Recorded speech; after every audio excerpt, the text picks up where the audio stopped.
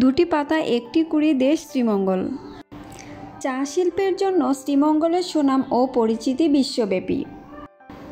এই অঞ্চলে প্রচুর পরিমাণে বৃষ্টিপাত হয় বলে একে বৃষ্টিপাতের অঞ্চলও বলা হয়। সিলেটের মৌলভীবাজার জেলার উপজেলা এটি।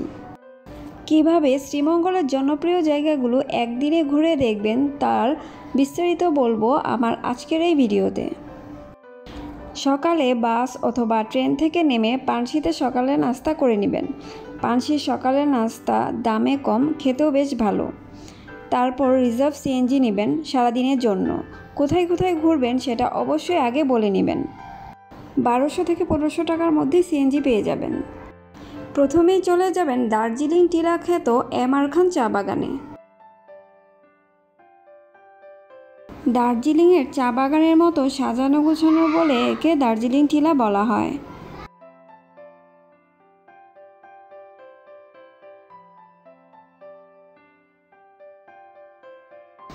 এটি শ্রীমঙ্গল থেকে 12 কিলোমিটার দূরে অবস্থিত।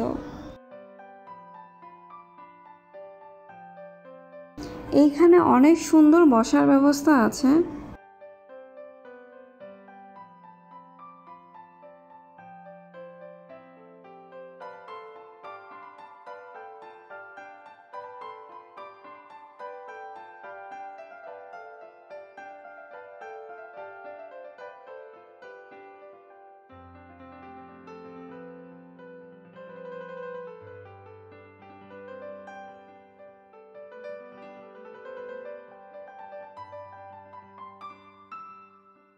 দার্জিলিং টিলা দেখা শেষ হয়ে গেলে আপনারা চলে আসেন লাউয়াছড়া জাতীয় উদ্যানে।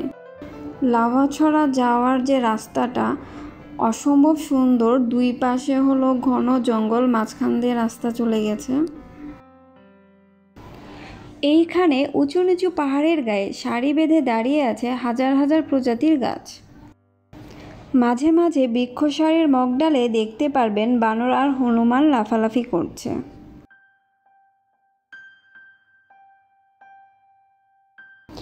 এইখানে around the world in 80 days এবং আমার আছে জল মুভি শুটিং হয়েছিল।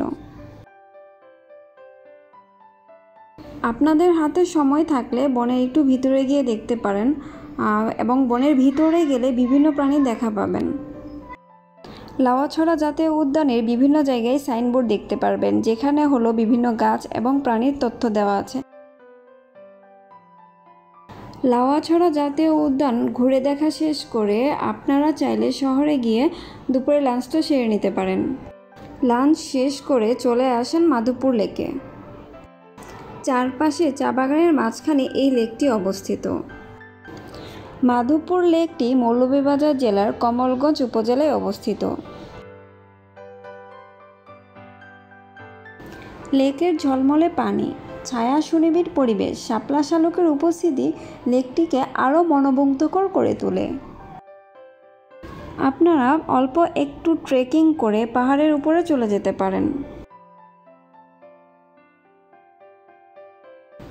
পাহাড়ের উপর থেকে লেকটিকে দেখলে মনে হয় শিল্পীর তুলিতে আঁকা ছবি।